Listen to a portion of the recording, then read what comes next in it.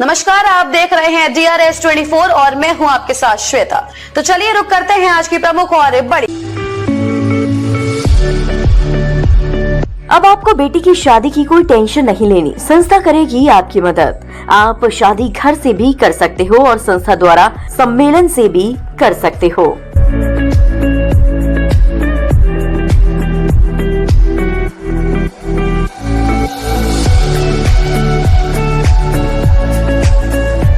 आगरा से बड़ी खबर। सपा राज्यसभा सांसद रामजीलाल सुमन का विवादित बयान। एक बार फिर से रामजीलाल सुमन ने दिया विवादित बयान। आगरा में सपा सांसद रामजीलाल सुमन ने करणी सेना को दी चेतावनी।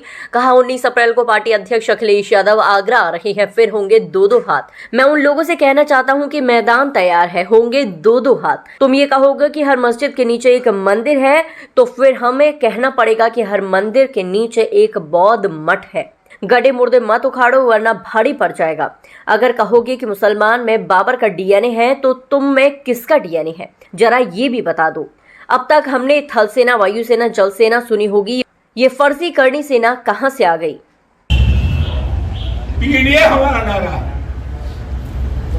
और आजकल जो लड़ाई चल रही है वो लड़ाई पीडीए की है। कुछ लोग सामाजिक डेमोक्रेसी के लोग हैं। अभी परसों एक बैठक हुई तो तलवार हथियार थोड़ा मैथमेटिक पड़ा है, खाएंगे भी दो तलवार। छतरी का धर्म तो गरीब की इमदाद कर रहे हैं, मदद कर रहे हैं। ये पास में भरतपुर, यहाँ भरतपुर के राजा सूरजमल की तलवार ने अंग्रेज का सर काटा, किसी गरीब का सर नहीं काटा।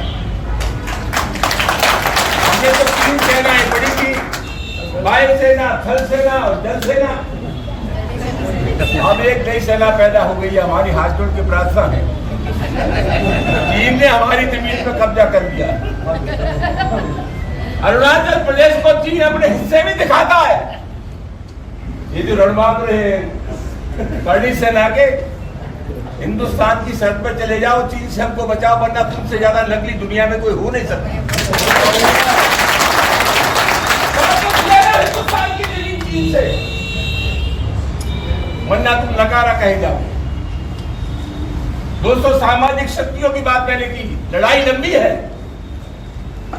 और ये लड़ाई कोई हमारी लड़ाई नहीं है, ये लड़ाई उन लोगों से है। मुख्यमंत्री न रहने के बाद जिन लोगों ने गंगा जल से अखिलेश यादव जी का मकान धुलवाया, ये लड़ाई उनकी। राजस्थान की विधानसभा में तो नेता प्रतिपक्ष था दलित, एक मंदिर में चला गया, उसको गंगा जल से धुलवाया गया। आज ही एक दलित नौजवान को मार डाला गया। हम चाहते हैं जाति का धर्म न हो। ये लड़ाई उन लोगों से है जो हिंदुस्तान के मुसलमानों को बाबर की औलाद बताते हैं। हम कहना चाहते हैं, जब जब इस देश की दाव पर लगी है, हिंदुस्तान के मुसलमान ने साबित कर दिया है कि देश की मिट्टी से जितनी मोहब्बत हिंदू को है, उससे कम मोहब्बत किसी को नहीं। तो लड़ाई लंबी है।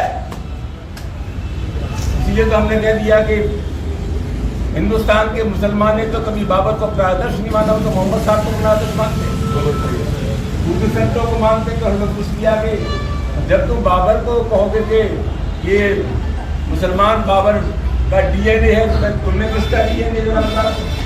कोई तो रायता फैला हुआ इधर। दोस्तों, आगे आने वाले समय में समाजवादी पार्टी के राष्ट्रीय अध्यक्ष श्री अखिलेश यादव जी 19 अप्रैल को आ रहे हैं। लड़ाई का मैदान तैयार होगा, दोनों हाथ होंगे।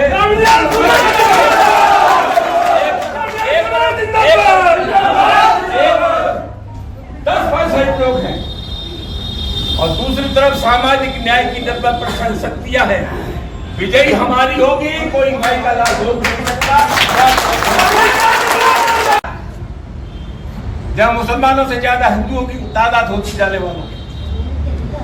मुगलों के आने से पहले बल्कि कहा जाए इसके नीचे भी मंदिर है। वो बाबा साहब डॉक्टर अम्बेडकर को जो मानते हैं, उससे मैं कहना चाहूंगा, मोहल्लों में प्रचार कर देना का बड़ा खतरनाक मामला है। अगर तुम ये कहोगे कि हर मस्जिद के नीचे एक मंदिर है, तो फिर हम ये कहना पड़ेगा कि हर मंदिर के नीचे एक बौद्ध मठ है और तुम उन्हें जन्म दे रहे हो। बड़े मुर्दे मत उखाड़ो, गड्ढे बड़े उखाड़ोगे तो भारी पड़ जाएगा। अभी बहुत गया में आंदोलन चल रहा है, क्या बात का आंदोलन चल रहा है? वक्फ का कानून हमारे देश में आया और कहा गया 3 हिंदुओं के नुमाइंदे भी इस वक्फ में रहेंगे। जैन धर्म है, सनातन धर्म है, अगर कोई ट्रस्ट बनता है किसी मजहब का, धर्म का, तो उसी मजहब के लोग उसमें रहते हैं। वक्फ में 3 सनातनी रहेंगे, क्यों रहेंगे? वक्फ तो इस्लाम को मानने वालों का है। बौद्ध गया में क्या आंदोलन चल रहा है? वो जो बौद्ध मठ है उसमें हिंदुओं के नुमाइंदे हैं, कलेक्टर उसका संरक्षक है। और मैं लंबे समय से ये मांग हो रही है कि इसकी इंतजामिया कमेटी में बौद्ध होने चाहिए। बौद्धों को नहीं रखा जा रहा है। समाजवादी पार्टी की है जो बैठक हो रही है, जो बाबा साहब डॉक्टर अम्बेडकर को याद कर रही है, इस बैठक के मार्फत हमें संदेश देना चाहिए बौद्ध भिक्षुओं को। गया के बौद्ध मठ में सिर्फ बौद्ध होने चाहिए। हम संदेश देना चाहिए, घबराओ मत। समाजवादी पार्टी का एक एक कार्यकर्ता तुम्हारे साथ है।